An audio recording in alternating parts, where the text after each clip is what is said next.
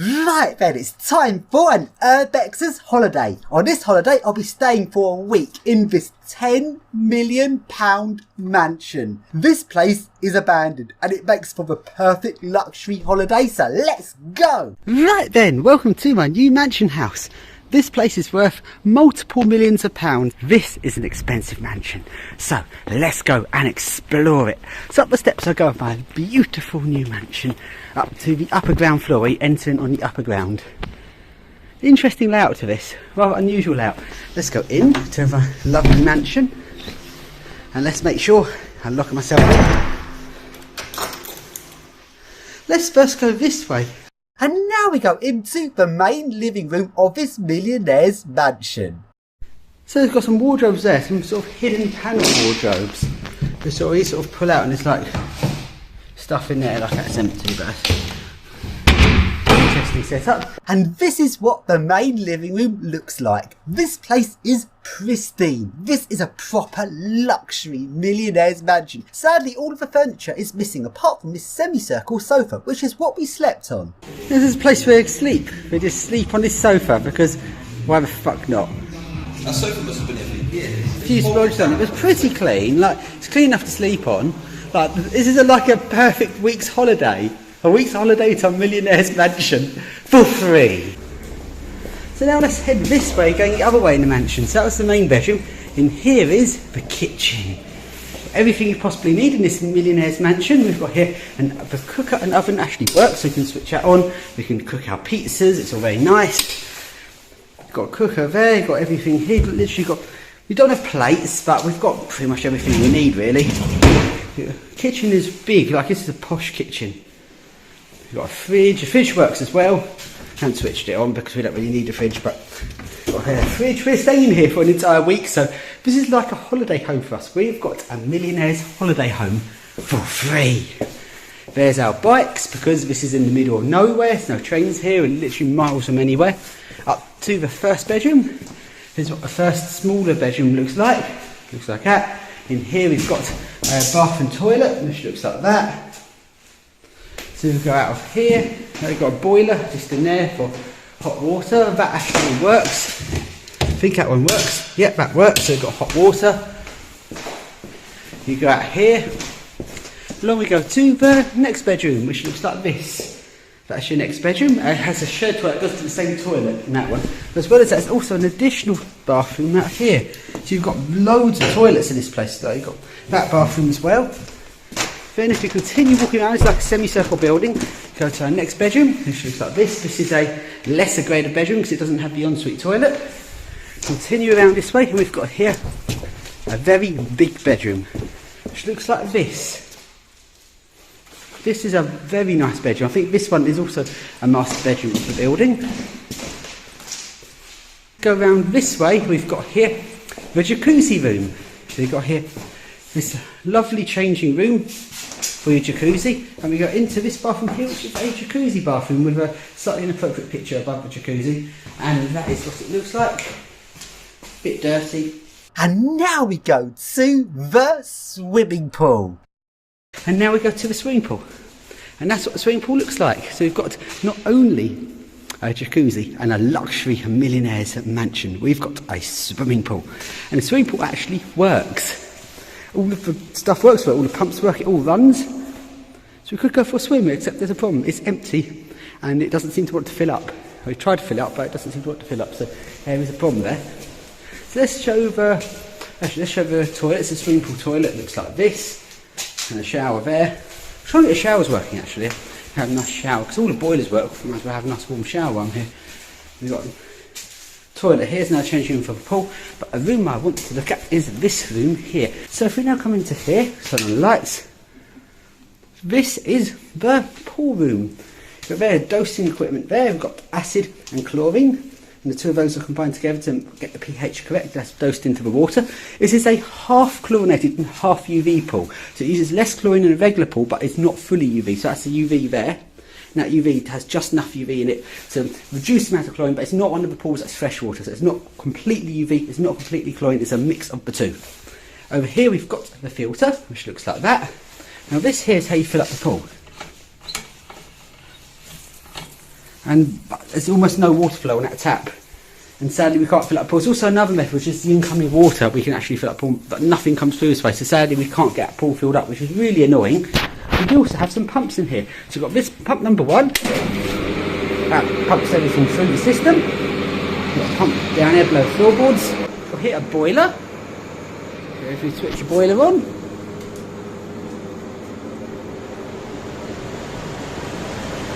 That's the boiler switched on. Quite loud here when you get all the equipment on. And we've also got a second pump, and that is switched on by, there's another switch somewhere switched on the second pump. It's switched on there. So 2 pumps and 1 boiler on, it makes a lot of noise. We've got UV filters turned on, so UV works. Dosing system is currently not working. We wouldn't want to touch it anyway because there's no pH test paper. So without pH test paper, it's unsafe to use the dosing system because you wouldn't want to risk swimming in water without knowing what the pH is. And here's what a pool is like. I mean, here everything's running. All the pumps are pumping it all through. Where it would be if there's enough water, but except there isn't enough water, so nothing's being pumped at the minute. It's a very nice swimming pool. With almost no water in it, not even enough water to go through, which is annoying because if that was filled and the water came above the skimmer, we would have it all pumping and then we could actually go for a swim and it would heat up. But sadly, that's not happening because there's literally not enough water supply to fill it up. So this is what it's like down in the swimming pool. It looks like this.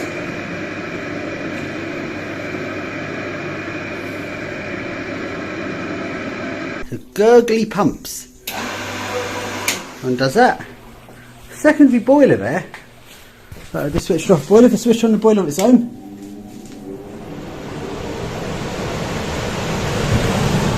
I like that start-up sound.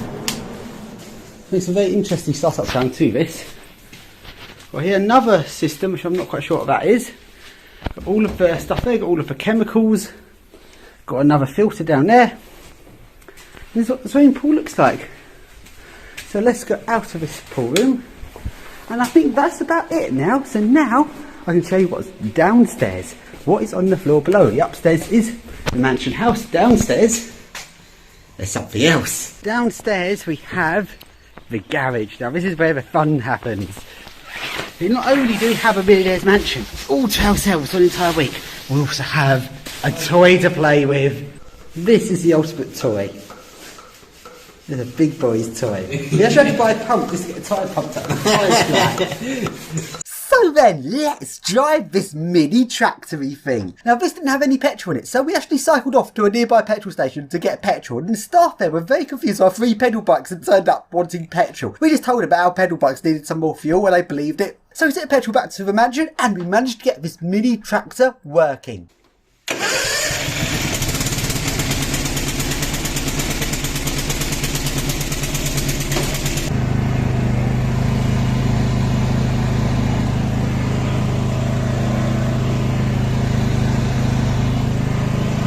Cattle grid!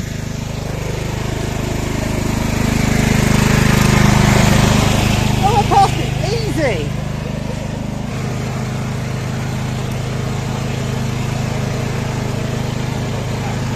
So everyone, here's the tour of a millionaire. I own this thing, I own this mansion, and I'm now going up to my mansion because I'm a millionaire. There's my mansion, there's the stairs. Yeah, this is alive, isn't it? Whee! This is so fun. Now let's go backwards. Oh fuck, I stopped so harsh. I stopped so harsh, that's so weird. You're in my way, bucket, get away! And it's now glass cutting time! Right, it's now testing time, we're going to cut some glass on it!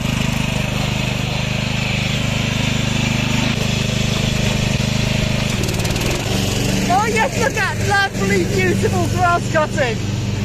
Actually, that works nice! That's cutting it really well, look how short that grass is! So that's before, and that's after. Look how trout is left where it's cut the grass, oh wow! Stonehenge! Don't ask me why it's a Stonehenge! Stonehenge is there, and we're now grass cutting Stonehenge!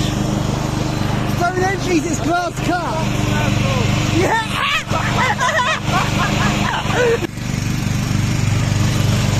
Here's my Stonehenge. Here's my machine. Let's get some grass cut. Let's pull it out, the grass cut. There you go, grass is now cutting. Let's get this grass cut.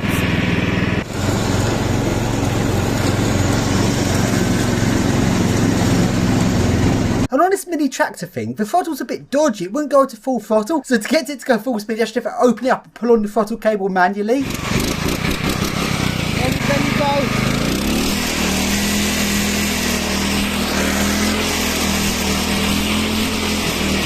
Wow, that goes fast when you do that.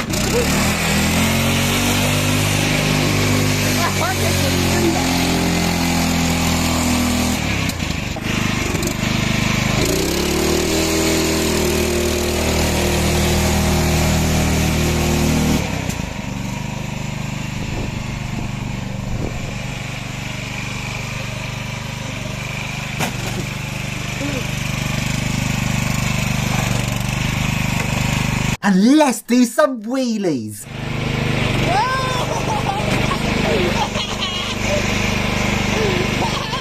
Wheelie time!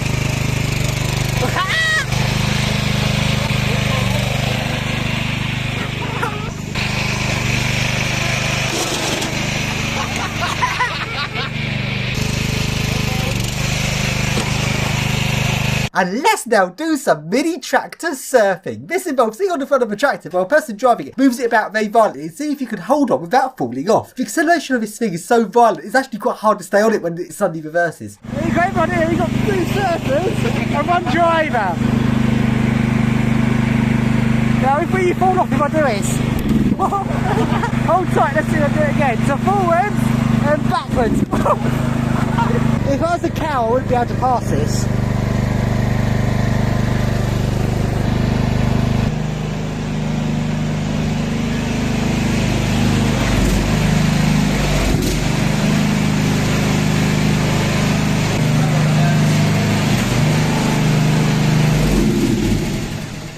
It's now night time. Let's take a look around the mansion at night.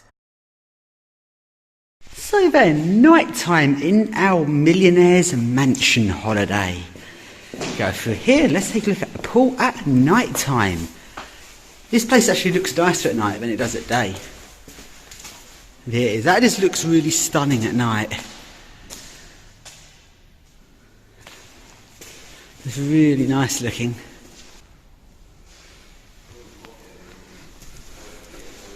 And we actually went outside of the mansion and found the water supply, which was these water pumps. But for some reason, the water pumps were not working properly and were not building up any water pressure. So sadly, we were not able to fill up the pool and go for a swim.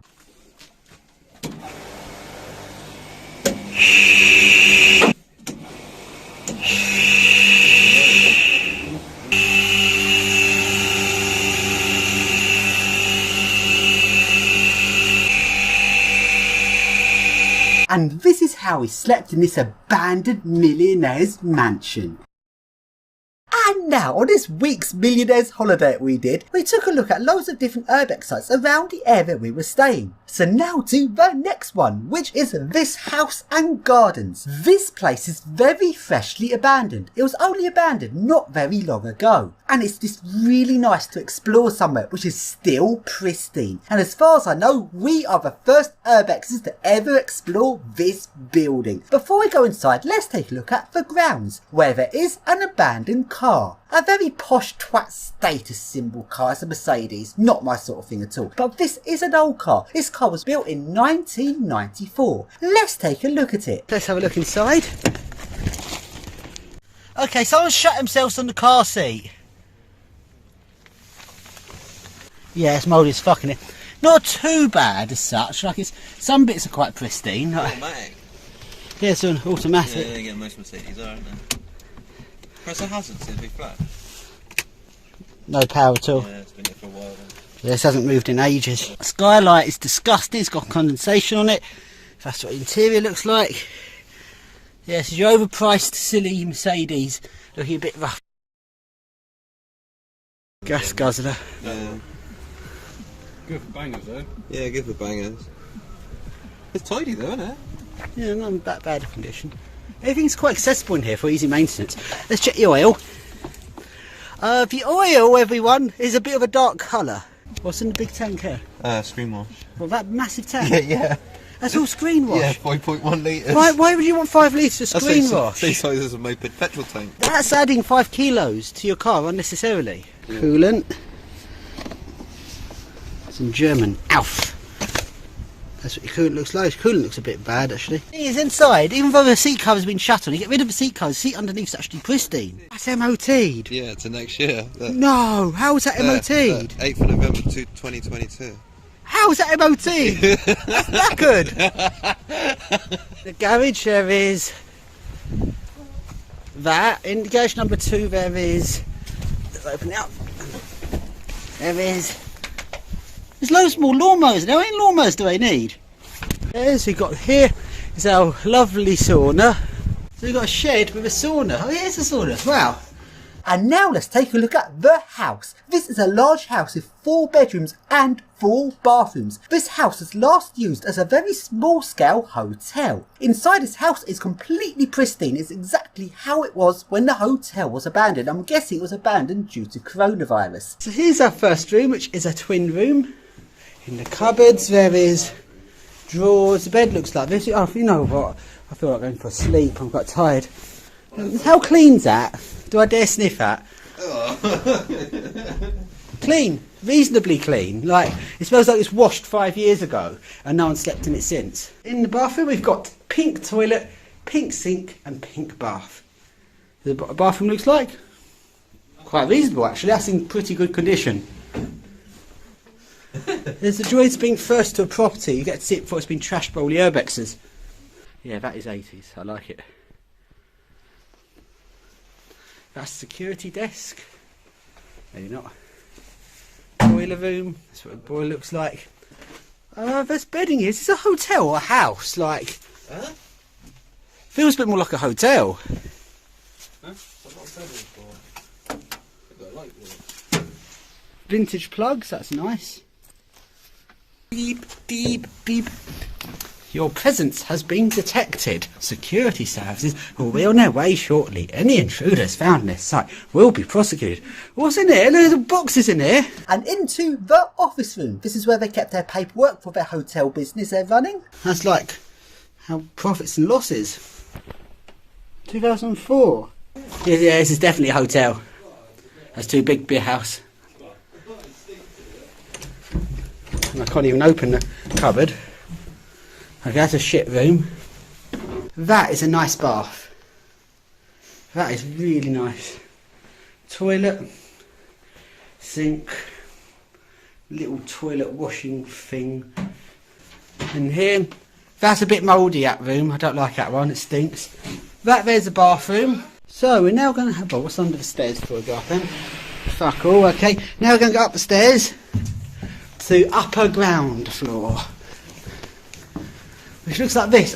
Yeah, that has to be a hotel. That doesn't look like any house I've ever seen. I think it's either some big house or it's a hotel or a mixture of both. A bed here. So the stairs there, through this way, there is bathroom. Shows it hasn't been used in ages, but the towels are all still there. It's just so weird. Nothing in there. Nothing up there. Front door is there. And lights. Lights. Scaffolds. So this here's the kitchen. Looks like that. Quite a posh kitchen. I'm still not sure if it's a hotel or not now. I'm now starting to think it isn't a hotel. Stairs down there too. Something grim. This room's grim.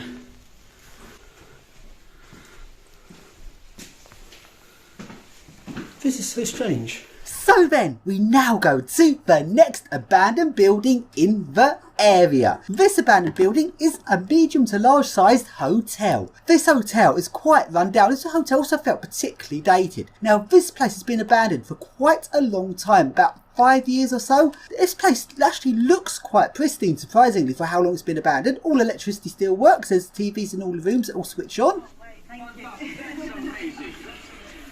But although it looks reasonable on the video, the smell was bad. This place had a very bad damp problem. It's been abandoned for quite a long time. Also, the place looked very dated. All the furniture in the rooms makes it look like a care home rather than a hotel. Like, this is not some old person hotel, although I'm guessing most of the clients here are probably old. It's just like a regular sort of countryside hotel and golf course. So when this place was open, this was a posh place, like it's got a golf course and all sorts of spa facilities and stuff. But it's now abandoned. And it was then at this point we discovered why this place smelt so bad. I now present to you the worst case of mould I've ever come across on an urbex. This is absolutely disgusting. Just take a look at this mattress. And no, this is not some sort of fluffy mattress. All of that stuff on the mattress that looks fluffy is mould. Disgusting, smelly, horrid mould. And this room was actually warm. The mould was giving off heat. And when I went in this room, I held my breath because the smell was that bad. I dread to think what I'd be like if I breathed in any of the mould spurs in the air here. I'm wearing for this. That's actually mould on the bed. Oh my, that is one of the grimmest things I've ever seen. That is so disgusting. And I'm now running out of oxygen. I have to get back out again. I've never seen such a disgusting sight on an Explorer before. So then we can't explore around this hotel. Here is one of the kitchens in the hotel, which looks like a kitchen. Quite grim actually. I think the food in this place must have been quite bad. A very grim kitchen. An extremely grim kitchen actually. Even in English. Oh, that looks grim.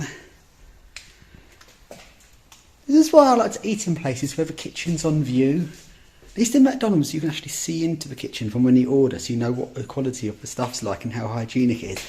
Some of these little places, you literally do not know what goes on in the kitchen because they keep the kitchen hidden. And now we go to the reception area, which looks like this. This part of the hotel still seems pretty pristine, so let's take a look at the reception.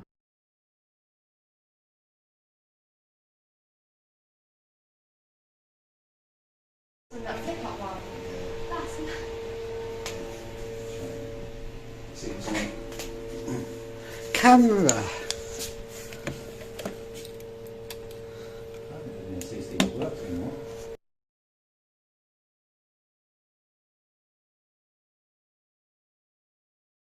The camera on the top left has been failed for so long that a fail is burnt into the screen. That shows you how long that camera's been failed.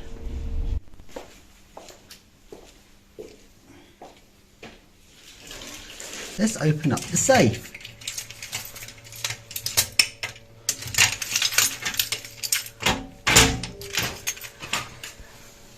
That is a big safe.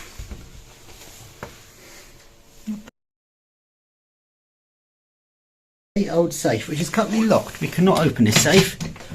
It's locked. Made by that company there. So now we do put his key in. Put the key in there. Unlock it. Now our safe's unlocked. Handle releases and we can open the safe. And this here is the main dining room, which is now the room that's full of clutter.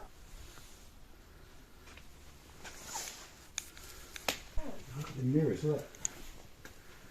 Mirror, mirror on the wall. Beauty, something more.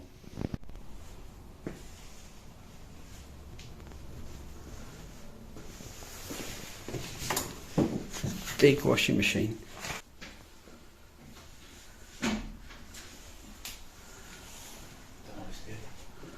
Never seen a washing machine this big before. So then, now we go into the venue section of the hotel. This is a fairly sort of small, mid-sized, sort of smallish venue. This was used for weddings. Would you like a wedding? I certainly wouldn't. Well, that's a very small wedding venue. And now we go upstairs.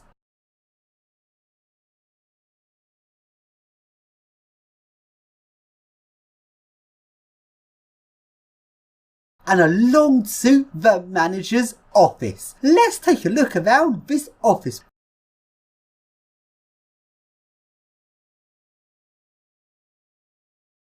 This office has in it what appears to be a very old computer. Turns out this is actually the management system for one of those automated telephone lines. As things where you get multiple telephone lines coming into this sort of management system, then you direct the calls to different locations depending on what the user presses on the phone. So it'd be something along the lines of, welcome to the Mouldy Hotel. If you'd like to make a booking, press 1.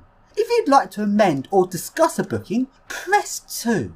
To speak to management staff, press 3. To speak to the spa and swimming pool department, press 4. To speak to the golf course department, press 5. Alternatively, if you know the extension number of the person you're phoning, please press #.